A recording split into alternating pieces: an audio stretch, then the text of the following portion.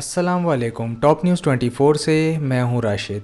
आपको बताएंगे कि मानसून के रवां सीज़न में कराची में सबसे ज़्यादा बादल कहां बरसे।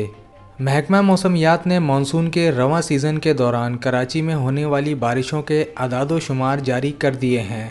महकमा मौसमियात की रिपोर्ट के मुताबिक मानसून के रवां सीज़न में सबसे ज़्यादा बारिशें गुलशन हदीद में 855 मिलीमीटर हुईं, जिसमें से 587 मिलीमीटर बारिश जुलाई के महीने में रिकॉर्ड की गई, जबकि रवां माह 208 मिलीमीटर तक बारिशें रिकॉर्ड की जा चुकी हैं।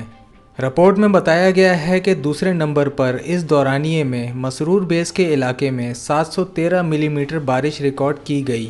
इसके अलावा कायदाबाद में 669, डिफेंस हाउसिंग अथॉरिटी में 612, फैसल बेस के एतराफ़ में 583, सरजानी टाउन में 556, नाजिमाबाद में 477, सदर टाउन में 445, केमाड़ी में 437, औरंगी टाउन में 425, यूनिवर्सिटी रोड पर 424 और नॉर्थ कराची में 400 मिलीमीटर बारिशें रिकॉर्ड की गई हैं। रिपोर्ट के मुताबिक सादी टाउन में 388, जिना टर्मिनल के एतराफ़ में 379, गडाब में 351, गुलशन मायमार में 323 और कोरंगी में 306 मिलीमीटर बारिश हुई।